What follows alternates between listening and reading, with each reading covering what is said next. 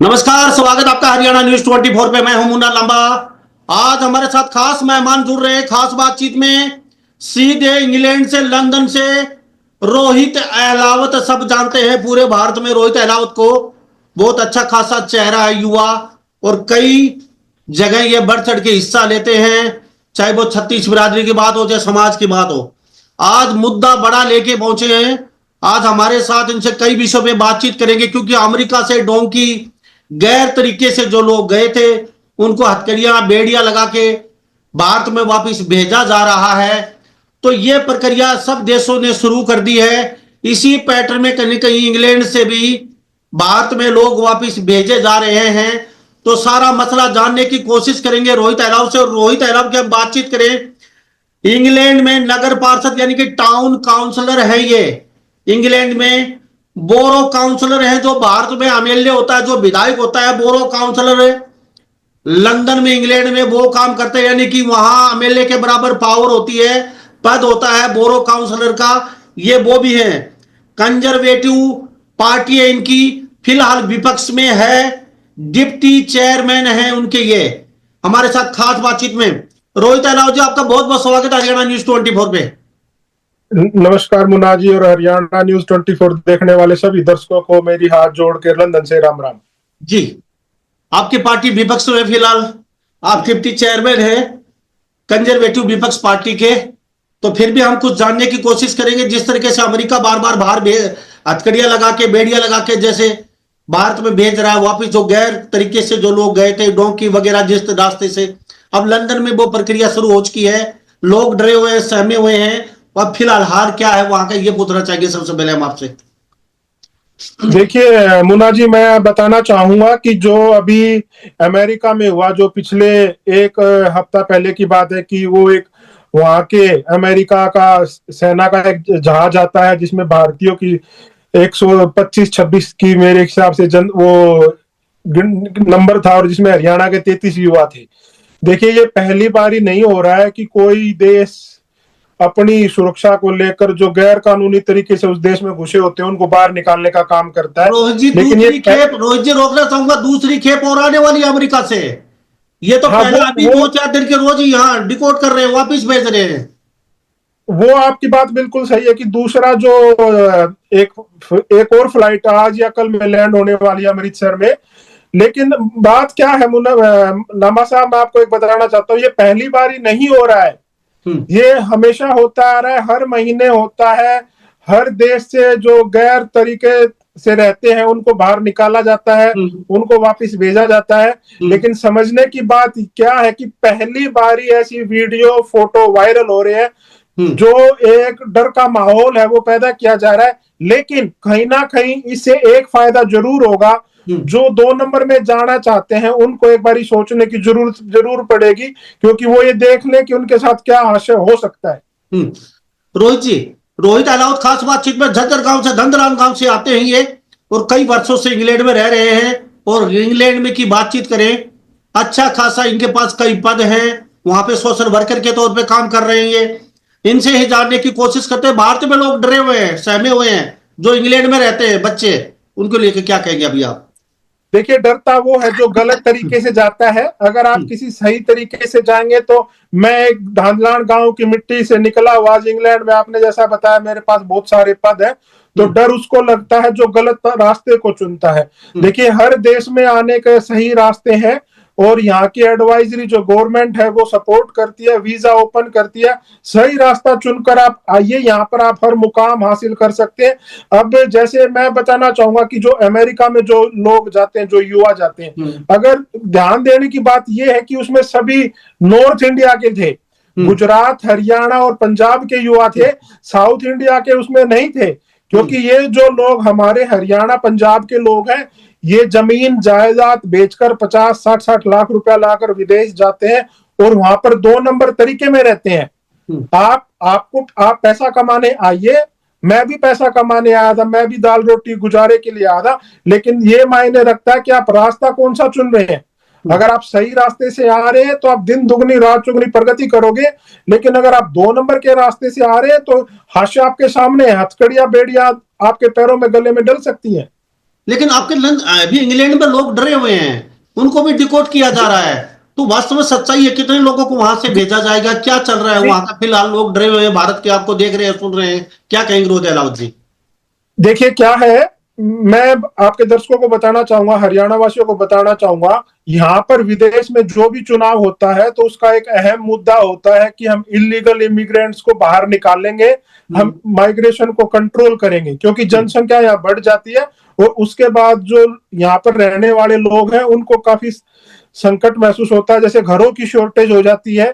यहाँ पर जो अच्छे स्किल वाले वर्कर हैं उनकी वैल्यू कम हो जाती है। और मैं आपकी जानकारी के लिए बताना चाहूंगा कि ट्रंप से पहले, मेरी बात को गौर से सुनना मैंने मुन्ना जी, ट्रंप के सत्ता में आने से पहले इंग्लैंड ने 19,000 लोगों को 5 जुलाई और 31 जनवरी तक बाहर निकाल दिया है। बहुत बड़ी संख्या है। बहुत बड़ी संख्या है और ये चला हुआ है। अभी 609 लोग तो सिर्फ जनवरी में पकड़े हैं। ये मेरे पास सारा डाटा है, सब इसमें बकायदा पूरे रिकॉर्ड है। इसमें 828 जगहों पर छापे लगे, 828 जगहों पर छापे। और इसमें सरकार ने 1,000 लोगों को स्पेशल एक टास्क फोर्स बनाया है, जिनकी सिर्फ जिम्मेदारी ये है कि तुम्हें जगह जगह छापे मारने हैं, जहां से उनको इनपुट मिलता है कि यहाँ पे अगर एक बंदा भी किसी घर में मिलता है तो उसको छापेमारी में पकड़ो और उसको देश से निकालो। लेकिन रोहित जी, लंदन जो इंग्लैंड में गैर तरीके से तो घुसना मेरे ख्याल से संभव नहीं है। फिर ये लोग जो 19,000 हर साल, 50,000 जो लोग निकाल रहे हैं, ये कैसे आ रहे हैं? मतलब समझ में नहीं आ।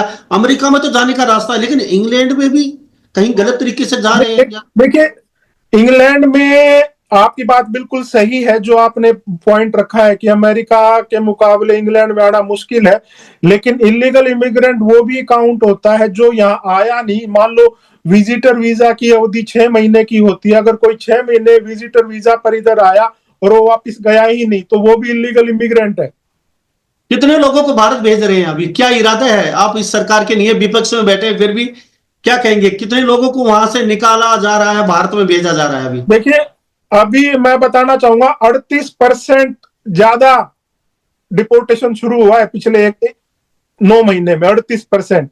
यानी कि तो लगभग भारत इंग्लैंड तो खाली सा हो जाएगा एक किस्म का, अगर इस तरीके से एक महीने में, 2 महीने में 20-25 आदमी अगर घर भेज रहे हैं तो ये।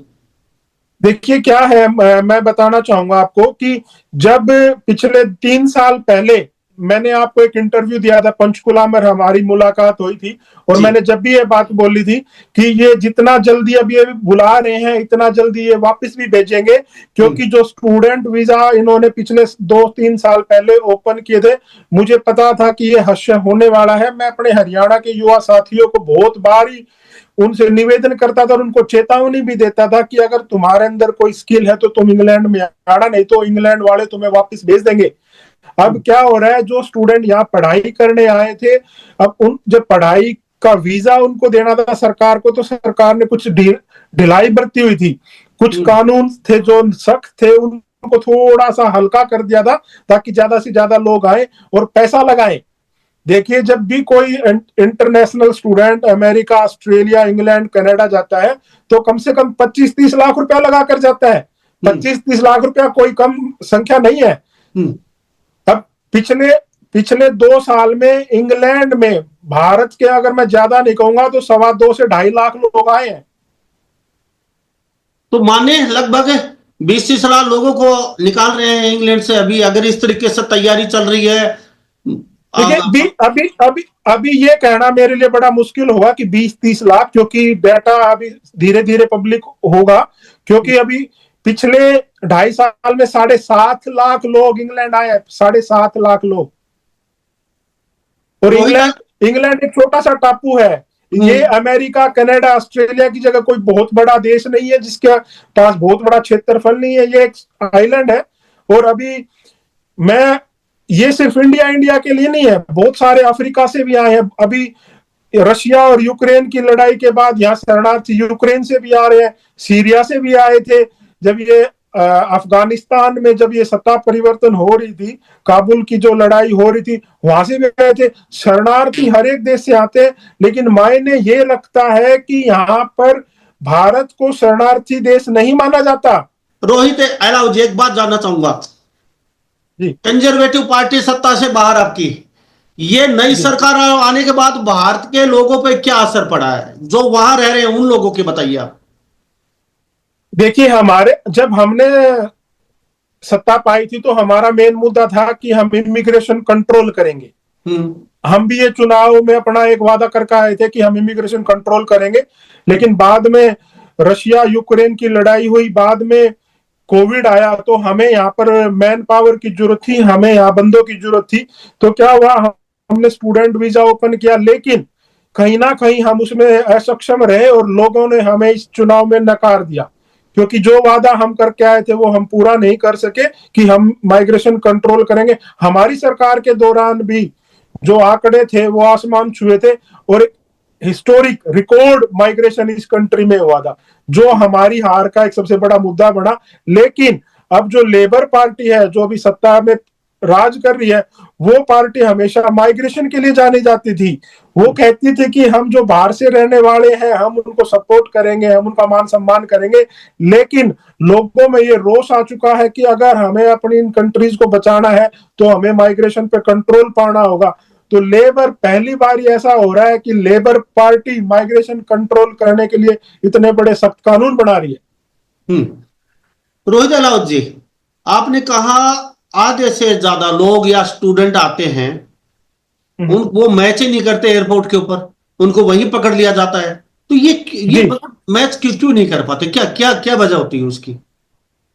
देखिए, क्या होता है जब कोई भी विदेशी स्टूडेंट वीजा ओपन करता है, जैसा मैंने पहले अपनी बात में कहा है कि वो थोड़े से रूलों को ना लूज कर देते हैं, हल्के रूल बना देते हैं कि भाई कोई भी इंटरनेशनल पढ़ाई करने आना चाहता है तो आ सकता है।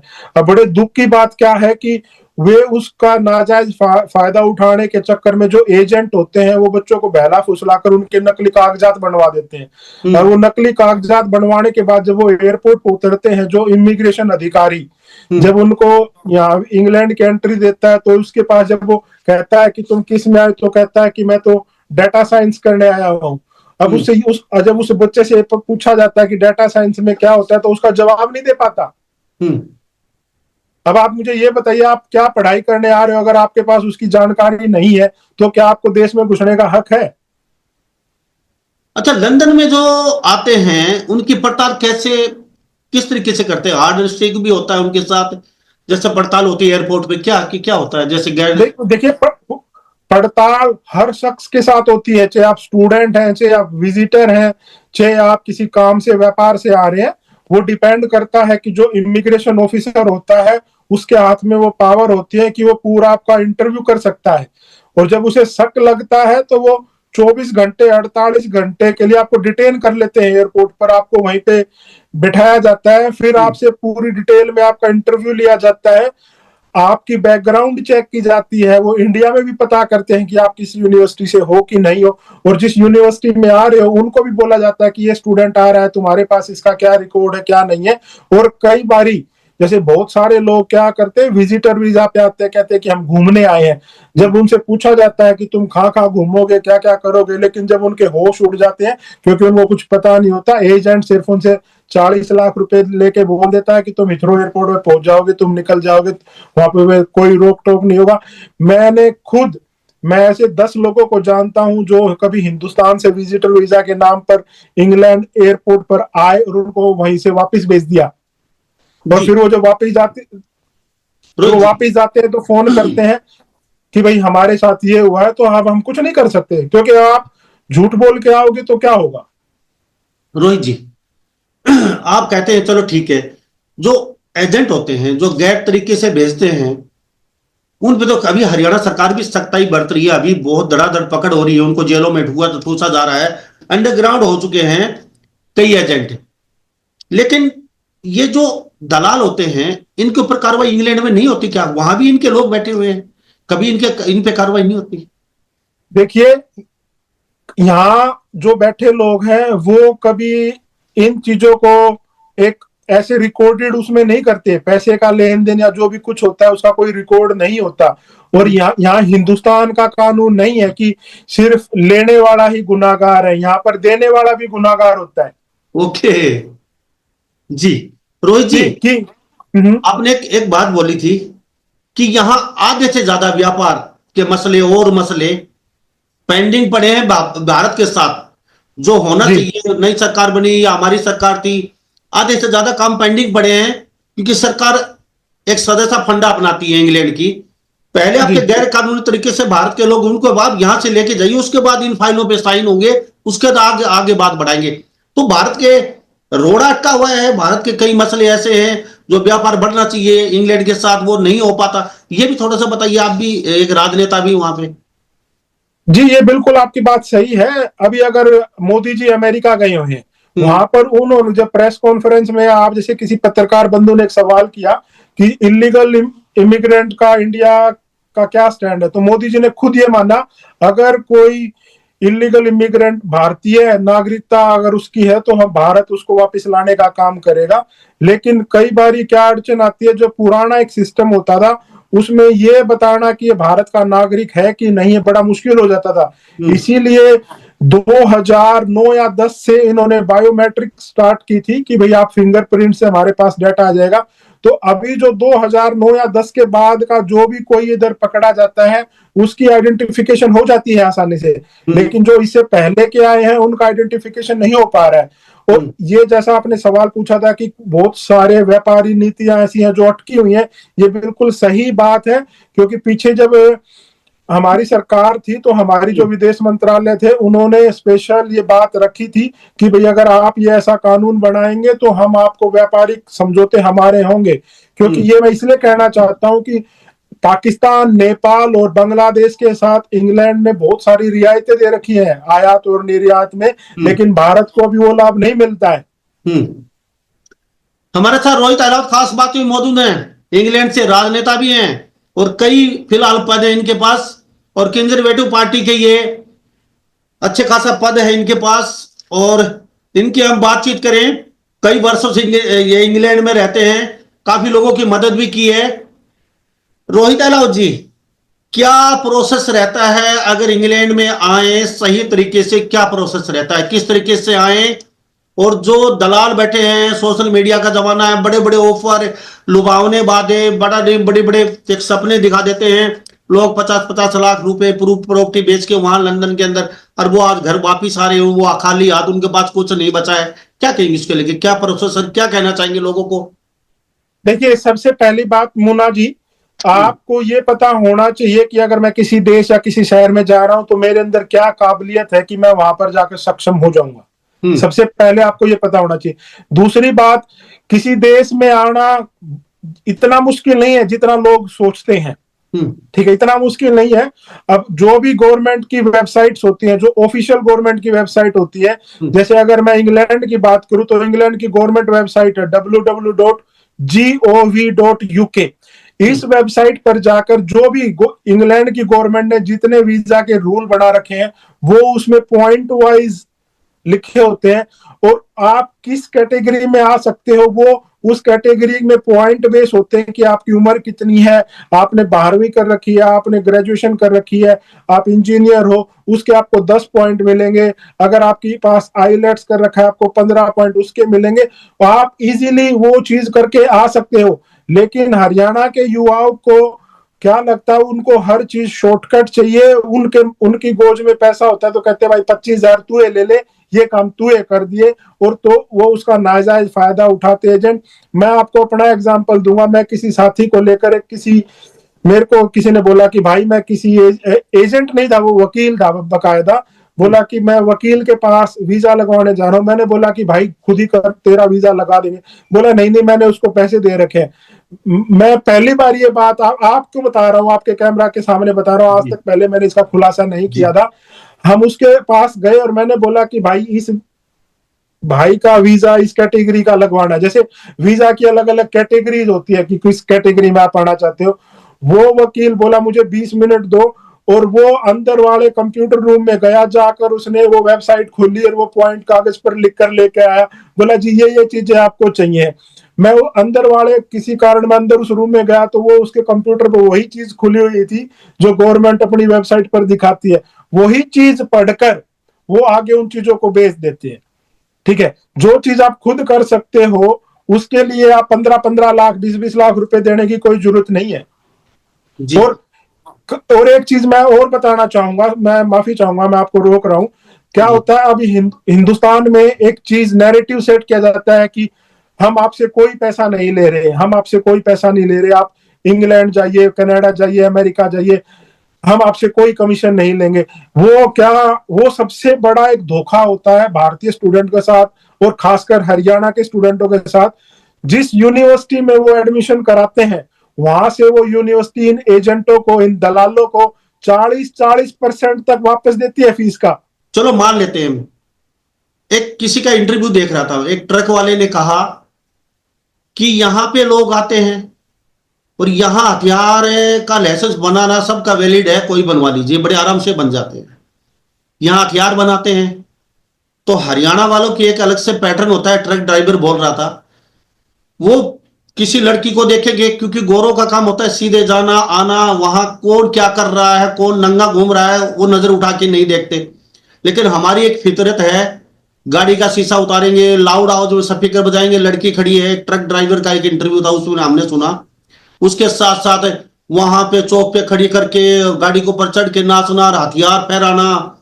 उसने कहा कि 4-5 लोग तो इधर उधर ऐसे ही मर जाते हैं जो हथियार लेके अपना वहां लाइसेंस बनवा लेते हैं।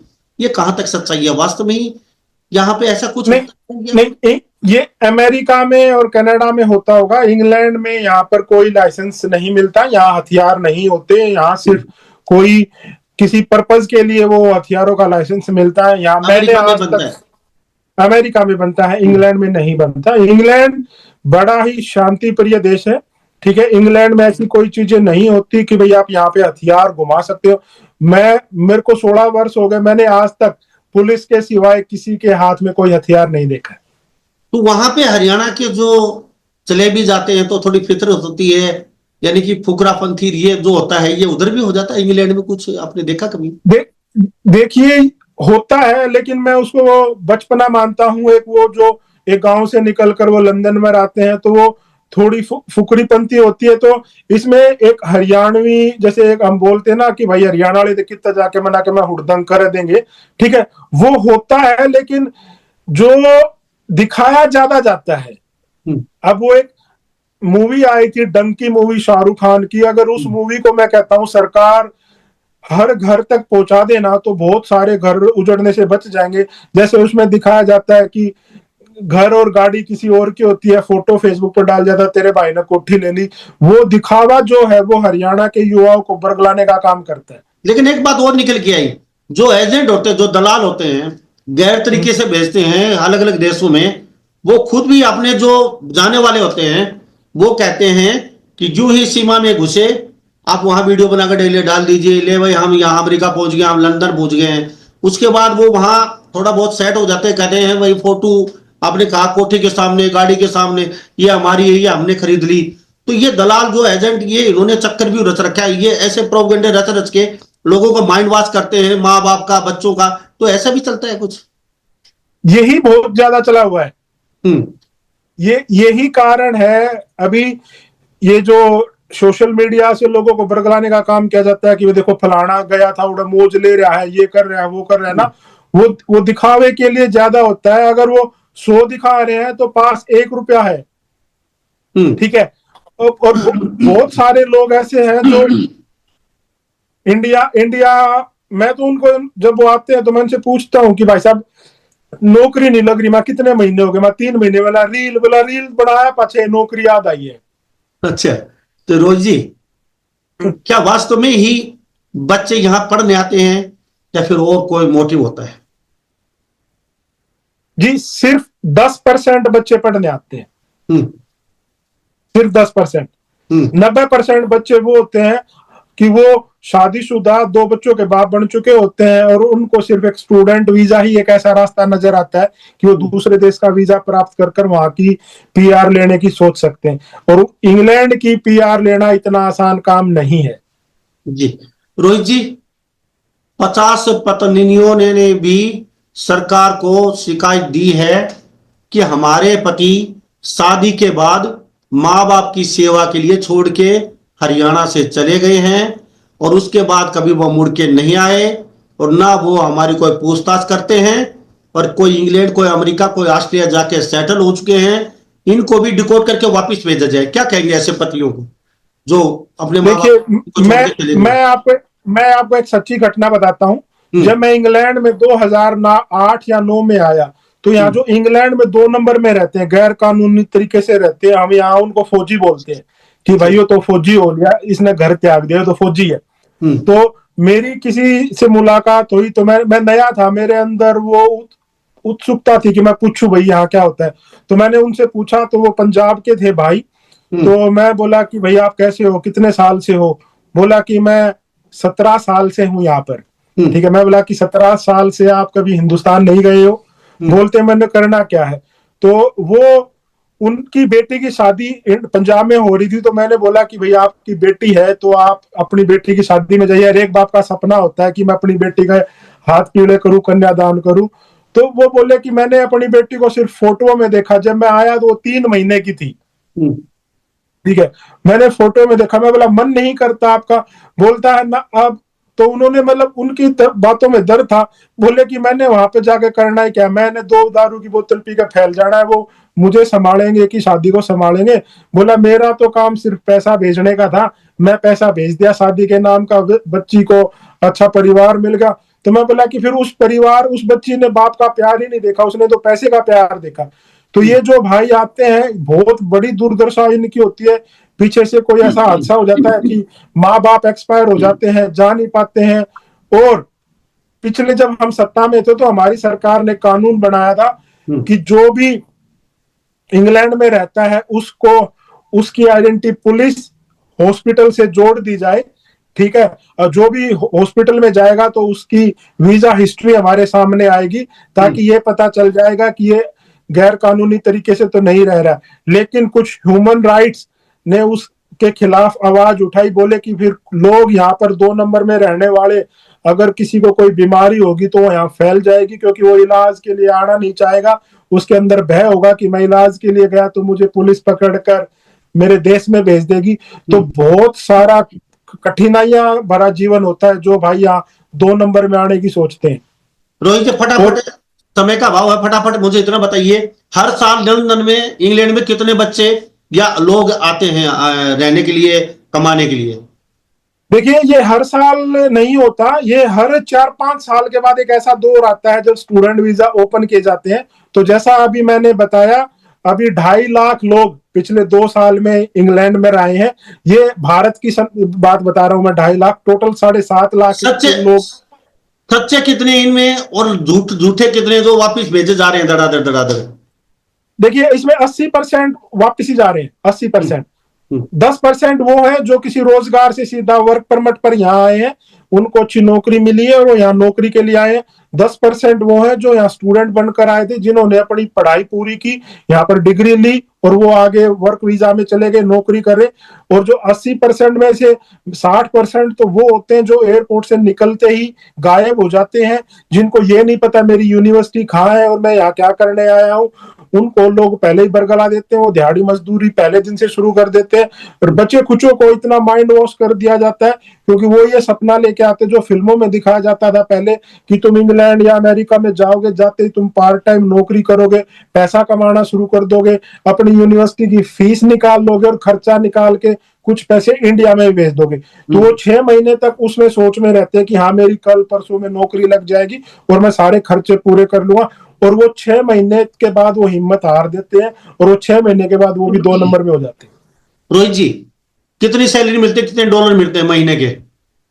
देखिए, ये जॉब पे डिपेंड करता है, लेकिन यहाँ पर जो एक न्यूनतम वैल्यू है, जो एक मिनिमम सैलरी है, वो 11.5 पाउंड पर घंटा। अगर मैं इंडिया की बात बताऊं तो तकरीबन 1100 रुपए घंटे के यहाँ पर मिलते हैं, जो कानूनी लेकिन तौर पर लेकिन ये तो जो एक नंबर में रह रहे हैं उनके लिए, जो गैर तरीके से रहते हैं वो वहां के लोग भी मिसयूज करते हैं उनका। वो जी, मिस यूज उनका हर कोई करता है, हर कोई, हर जगह उनका मिस यूज होता है। वो जो यहाँ पर 1100 रुपए का काम है वो 500 रुपए तक भी करते हैं, और वो 500 भी टाइम पर मिल जाएंगे उस बात की भी कोई गारंटी नहीं है। मेरे पास हरियाणा के कम से कम 30 स्टूडेंट ऐसे हैं जो यहाँ पर 2 नंबर में रहते थे, जिन्होंने यहाँ पर किसी हरियाणा या पंजाब के बिल्डर के साथ काम किया, और 500 रुपए के हिसाब से उनके 5-5 लाख रुपए बने हुए, वे भी उनके मार लिए, क्योंकि मेरे भी हाथ बंधे हुए हैं, क्योंकि मैं उनकी कानूनी लड़ाई लड़ नहीं सकता, क्योंकि वो खुद 2 नंबर में थे, उनके पास कोई कागज नहीं है। और तो ये एक शोषण है। वो जो पहली बात, 1100 रुपए का काम आप 500 में करा रहे हो, और वो 500 के हिसाब से 5 लाख जब बन जाते तो कहता कल से मत आना। जी रोहित जी, 25 और 50 लाख रुपए लगा के, 20 लाख रुपए लगा के इंडिया में काम नहीं है क्या? London, England, Australia, America, Canada यहां आना जरूरी है? क्या वजह है, क्यों भाग रही है दुनिया? देखिए, ये आपने बड़ा गंभीर मुद्दा उठाया है। अगर आप देखेंगे जितनी भी बड़ी बड़ी कंपनियां हैं उनका सारा टारगेट इंडिया होता है, ठीक है, क्योंकि इंडिया पैसा अगर किसी को कमाना है तो इंडिया से अच्छा देश आज की डेट में नहीं है। जितना पैसा इंडिया के लोग कमा सकते हैं, सिर्फ इंडिया में क्या है कि हम छोटा काम शुरू करने में शर्म हमें आती है। जो वहां पर व्हाइट कुर्ता पजामा पहनकर बुलेट पर गेड़ी मारते फिरते हैं, साइलेंसर की आवाज, वो यहाँ पर मजदूरी करने के लिए तैयार है, लेकिन इंडिया में वो बुलेट से उतर कर कोई काम करने के लिए तैयार नहीं है। पहले है कि अब जो, अगर आपने बड़ी एक, मैं पहले हरियाणा में आपने देखा होगा कि जब संयुक्त परिवार होता था तो सभी बच्चे, औरतें काम करती थी खेत में। वो एक तरह से हमारी जो औरतें थी वो जॉब करती थी। खेत का काम करना क्या नौकरी नहीं है? अगर आप खेत में, हमारे बच्चे मतलब हमारे माँ बाप काम करते थे, वो एक पैसा आता था। लेकिन अब आज की डेट में क्या है, कोई काम नहीं करता, सिर्फ बाहर मशीनों से काम होता है। और ये जो बच्चे आ रहे हैं ये गरीब घर के नहीं है। लामा जी, आप ये मेरी बात को सोचना, ये गरीब घर के बच्चे नहीं है। अगर आप आंकड़े देखेंगे, जो बच्चे अभी 33 बच्चे पिछले हफ्ते में आए थे, वो सब वो है जिनके गांव जीटी रोड के आसपास लगते हैं। ठीक है, कैथल, करनाल, गुल्ला, चिका, जहाँ की जो फर्टाइल लैंड, जहाँ सीजन की 3-3 खेती उठती थी, वो सिर्फ, देखिए, गरीब आदमी 50 लाख रुपए उसको कोई लोन नहीं देगा, बोलेंगे भाई तू वापस ही देगा, कोई गारंटी नहीं है। फिर बात आती है कि 50 लाख देने की हिम्मत किसकी?